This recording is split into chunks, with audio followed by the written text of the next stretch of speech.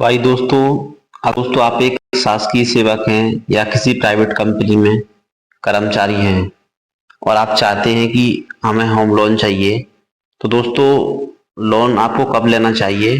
क्योंकि दोस्तों मैं बता दूं, लोन लेने के बाद आदमी को टेंशन हो जाती है, इसलिए आप लोन जब भी लें बहुत सोच समझ के लें। यानी एक जो शासकीय सेवक है दोस्तों, जो भी शासकीय कर्मचारी होता है, सबसे पहले सोचता है कि उसका एक मकान हो जाए, जिससे जो किराया वो पे कर रहा है वो बच जाएगा। लेकिन दोस्तों मैं बता दूं, आज के टाइम में जो रेट ऑफ इंटरेस्ट है वो बढ़ता जा रहा है। और दोस्तों जो जो कर्मचारी जिनकी सैलरी बहुत कम होती है लोन ले लेते हैं।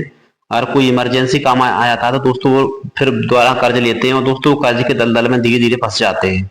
तो इन सभी चीजों का डिस्कशन दोस्तों हम इस वीडियो में करने वाले हैं।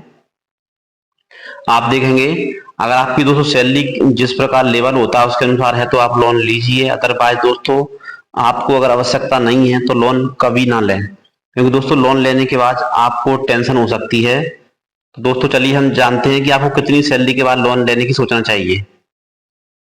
दोस्तों अगर कोई शासकीय सेवक है जिसकी सैलरी सिर्फ 15,000 रुपये है दोस्तों, तो उनको लोन कभी नहीं लेना चाहिए, क्योंकि दोस्तों जो आपकी रोजमर्रा की आवश्यकता है उनको पूरा करने के लिए कम से कम आपको 15,000 रुपये की जरूरत तो पड़ेगी ही।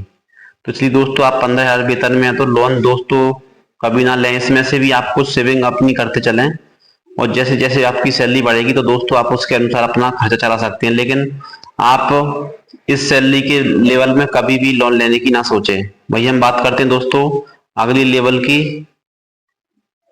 अगर दोस्तों आपकी सैलरी 15,000 से 25,000 तक है तो अभी दोस्तों आप लोन ना लें, क्योंकि दोस्तों आप देखेंगे आज इतनी महंगाई हो चुकी है। अगर आप बच्चों को अच्छी शिक्षा देना चाहते हैं और जो महंगाई बढ़ रही है उसके अनुसार दोस्तों 25,000 से 30,000 रुपये तक का दोस्तों आपके परिवार का खर्चा चलाना भी मुश्किल हो रहा है।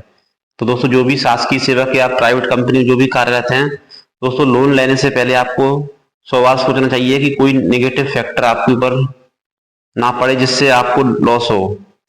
दोस्तों लोन आपको कब लेना चाहिए? अगर दोस्तों आपकी सैलरी 25,000 से 50,000 तक है तो दोस्तों आपको लोन, अगर आपको होम लोन की आवश्यकता तो आप ले सकते हैं। दोस्तों जैसे मान लीजिए आपकी 40,000 सैलरी है तो आप इसमें से 40% यानी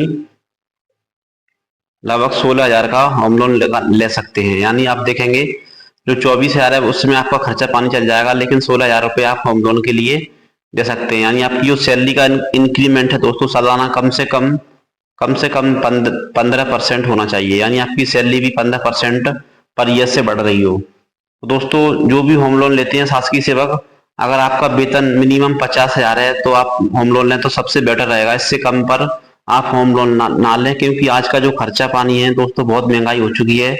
आप देख सकते हैं अगर आप रेंट पर रहे हैं तो 4-5 हज़ार रुपये आप पर महीना रेंट का ही पे कर रहे हैं। और बच्चों का एजुकेशन शायद कई आवश्यकताओं को पूरा करने के लिए दोस्तों होम लोन की आवश्यकता होती है। लेकिन दोस्तों अगर आपकी सैलरी 50,000 के ऊपर है तो ही आप होम लोन लेने की सोचें, अदरवाइज दोस्तों होम लोन ना लें, क्योंकि दोस्तों आप धीरे धीरे कर्ज के दलदल में फंस जाएंगे। तो दोस्तों होम लोन लेने के लिए आपकी जो टेक होम सैलरी है कम से कम 50,000 के ऊपर है तो आप होम लोन लेने की सोचें, अदरवाइज दोस्तों आप ना लें, क्योंकि दोस्तों कर्ज का दलदल बहुत ही खतरनाक होता है। दोस्तों जय हिंद, जय भारत।